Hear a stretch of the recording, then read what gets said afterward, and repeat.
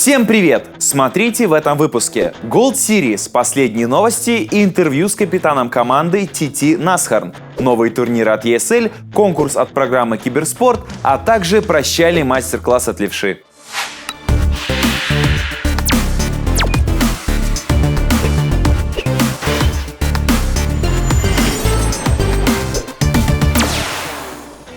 Подходит к концу онлайн-часть очередного сезона русской Gold Series. На финишной прямой борьба обострилась до предела. Одни пытаются сохранить прописку в сильнейшем дивизионе, другие забронировать место в плей-офф. Неясно, кто отправится в финал сезона напрямую. Претендентов 4, а путевки всего 2. Наилучшие шансы имеют Mind. Ребята не потеряли ни единого очка и близки к эпохальному событию. Впервые с момента основания лиги выиграть регулярку может не команда Делюкса, а кто-то другой. Кстати, о Нави. 3 оставшихся матча чемпионы лиги Wargaming проведут с прямыми конкурентами за топ-2. Кроме Mind, их ждут встречи с Unity и TT Nasharn. Последние заметно ухудшили свои шансы на прямой выход в финал, сыграв в ничью с танкистами с Корса. О том, как обстоят дела в команде перед заключительными матчами в онлайне, мы узнали у ее бессменного капитана Оберста. В команде у нас все хорошо, как и было и в прошлые сезоны. Конечно, есть какие-то моменты, мы недовольны, когда мы там проигрываем, но общий положительный настрой, все друг друга очень хорошо уже знают, долго играем, друзья. Мы сыграли в ничью с Корсой, потому что где-то недооценили соперника, где-то сыграли немножко халатно, расслабленно. Надо ответственнее играть раунды некоторые. Но я больше считаю, что это мы проиграли, чем они выиграли, хотя, молодцы. Что еще сказать? Сыграли ничью, значит, молодцы. В игре с Нави у нас произойдет замена. Вместо Бургера будет играть советник. Это связано с тем, что Бургер в скором времени уезжает в отдых в теплые страны. Советника мы до этого играли очень много, очень плотно, то есть это наш хороший незаменимый игрок, который, к сожалению, по некоторым причинам сейчас не может уделять столько времени, сколько раньше. Но мы очень надеемся на то, что его присутствие только улучшит нашу игру. Функционально мы будем готовы, то есть да, мы хорошо стреляем, у нас есть тактики, а все-таки психологически, если мы сможем справиться с давлением, тогда мы выиграем. Если мы начнем опять мяться, как там с Unity было или с Майндами, каточка будет изи для Нави. В общем, надо действовать, никогда не надо зажиматься, и тогда будет все хорошо. Еще по мне проблема. Я не знаю, буду ли я на матче или нет, потому что у меня тоже такое неприятное событие. У меня повестка в армии. То есть как там все решится, тоже особо не знаю. Я постараюсь участвовать, я буду у друга со своих девайсов на чужой квартиры. И это при условии того, что меня не заберут в армию сразу в военкомате.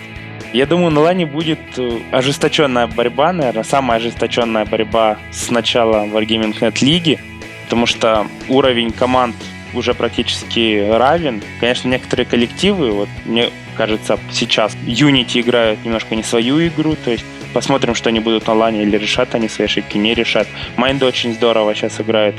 И посмотрим, как у них будет та же игра с Нави. Смогут ли они показать, что они ребята, которые готовы обыгрывать Нави. И Нави тоже от них много зависит. От того, как они халатно отнесутся к этому или не халатно. И опять же формат 4 команды, а не 8 игры с такими командами, которые случайно попали, и таких не будет. Вообще легкого продвижения не будет. Вернемся к самим играм. Напомню, узнать о самых интересных из прошедших матчей можно из наших видеообзоров. О том, чего ждать от предстоящих боев, вам расскажет Драгонен. Всем привет! Групповой этап Gold Series почти завершился, и остались самые-самые интересные матчи. О них и поговорим. В последних турах Нави ждет сразу 3 важнейших встречи с сильнейшими командами. Они могут сильно повлиять на верхнюю часть таблицы. Напомню, Нави, Unity, Mind и Nasharn заняли первые 4 места на финалах 3-го сезона. Так что будет жесткая рубилова и интересная игра. Без сюрпризов не обойдется точно. Смотреть обязательно. Еще один любопытный матч – Vplay и Nasharn. Ничья здесь не нужна никому, так что напряжение будет нешуточное. Не удивлюсь, если соперники подготовят пару козырных тактик к этой встрече. И тем и другим придется играть агрессивно, чтобы выиграть. В середине таблицы встретятся Гра и Нод. Гра к концу сезона разыгрались и теперь метят в плей-офф, а Ноды борются за выживание. Обеим командам нужна только победа, да и терять им нечего. Поэтому мы наверняка увидим красочный бой. Вот и все, дальше будет плей-офф. Думаю, все матчи достойны внимания и все команды будут идти только вперед. Увидимся в следующем сезоне. До встречи! Теперь коротко о других новостях. Команда Таугов завершила сотрудничество с организацией Cascade. Неудивительно, сейчас ребята занимают почетное последнее место в Gold Series, и остаться в высшем дивизионе надежды уже особо нет. Открыт набор в команду ГРА. Нургрей компания, одержавшая сенсационную победу над Нави, ищет менеджера на Т1. Подробности на их странице ВКонтакте. Участники Silver Series Zig Gaming продолжают радовать подписчиков своей группы интересными публикациями. Теперь к обзорам лиги добавились обзоры турниров ESL. Кстати, о ESL. Возобновляются турниры для русского кластера. Кроме привычных Go Forward, игроков ждут ежедневные соревнования в самых разных форматах. Но в формате 7.42 любая команда 6 дней в неделю сможет побороться за 30 тысяч золота.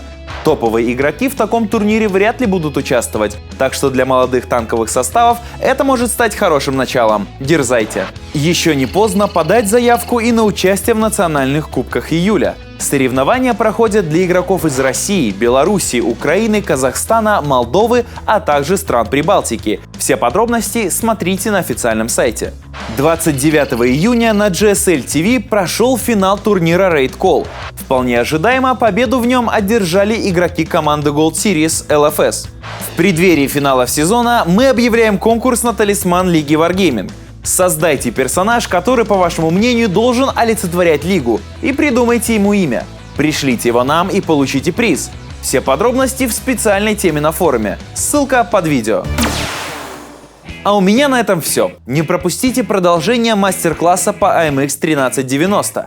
Это видеоруководство от Левши станет последним в нашей передаче. Но повода для грусти нет. Теперь Дима будет выпускать подобные видео каждую неделю, и выходить они будут на нашем канале отдельно. Кроме того, мастер-классы будут посвящены не только игре в турнирном формате, но и рандому. Теперь уж точно все. До встречи через неделю.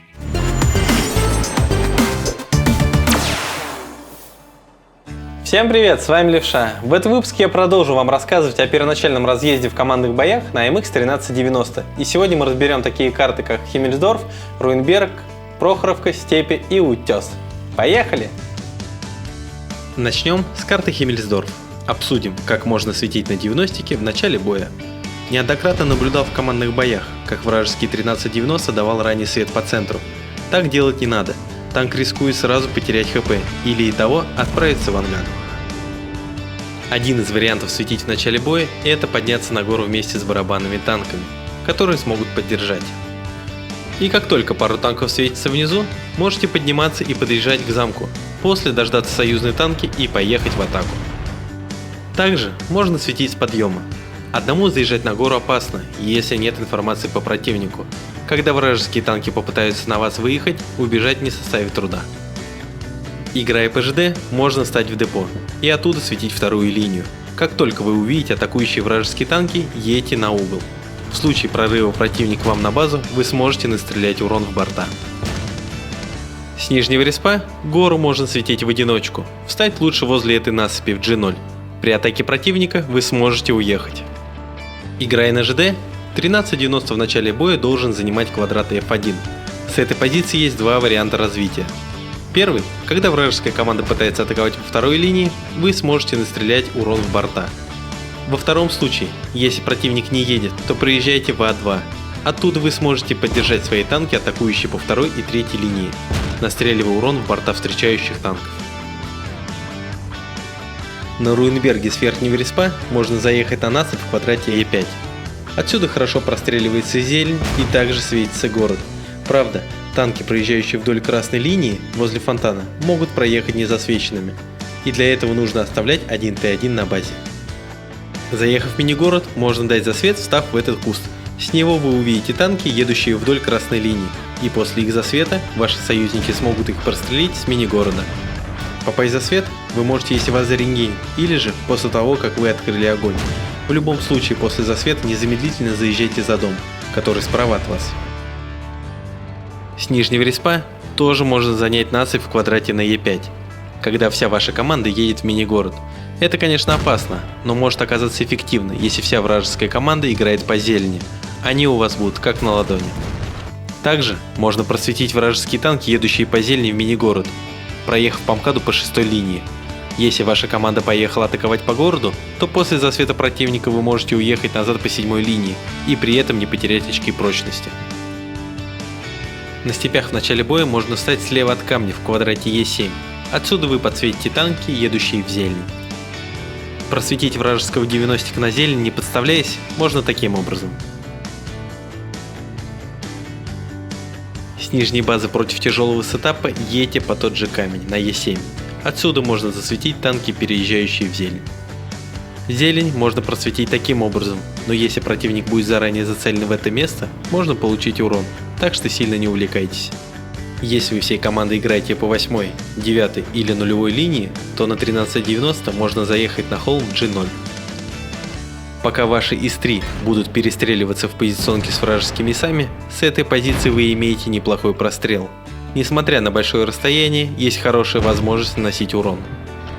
Если идет атака по низине, то вы также можете помочь своим танкам. На Прохоровке с верхнего респа все по стандарту. Двигаясь по 4-й линии до центра карты и оттуда уходя на 3-ю линию, вы просветите всю половину вражеской карты. Старайтесь сильно не подставляться. Играя в зелени, можно встать в этот куст на D1. Он хорош тем, что если вам понадобится уехать с него, то вам вряд ли нанесут урон, так как вы сразу уйдете в низину. Также можно, отъехав от него, начать стрелять по засвеченным танкам противника. С верхнего респа можно проехать через центр в деревню. Таким образом вы просветите два направления атаки. Если в деревне никого и все танки противника едут атаковать по центру, то можно приехать в квадрат J7 на переезд и оттуда прострелить танки в центре. Против тяжелого сетапа можно на 1390 встать в этот куст и увидеть переезжающие танки через железку в сторону деревни. На 90-ке можно с центра просветить вражескую половину карты и понять разъезд противника. С квадрата К1 хорошо простреливаются танки, агрессивно занимающие центр. Если тяжи врага перевалились во впадину на F3, то отсюда у вас имеется хороший прострел. С верхнего респа на утесе можно с подъема пострелять по подъезжающим танкам в зелень. Если с другой стороны подъема вас контрят вражеские 1390, делать этого не стоит. Под этим камнем можно накидать 90-ку, которая заезжает на подъем. Против тяжелого сетапа можно нагло проехать в квадрат F4 и оттуда настреливать урон в борта вражеских танков. С нижнего респа, выезжая с этой позиции, можно засветить переезжающие танки противника. Помимо этого, можно попытаться нанести урон. Также можно засветить подъезжающие танки с подъема, но здесь надо быть осторожней. Выезжая, можно потерять ХП. Стреляя с этой позиции, вы не попадете в засвет.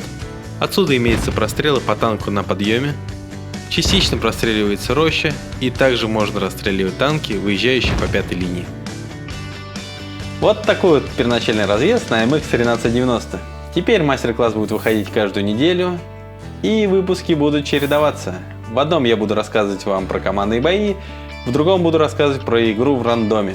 В следующем выпуске мы поговорим о карте Северогорск, и все, что вы хотите о ней знать, оставляйте в комментариях под этим видео. Также не забывайте ставить лайки и подписывайтесь на мой канал на YouTube. На этом все. Всем пока!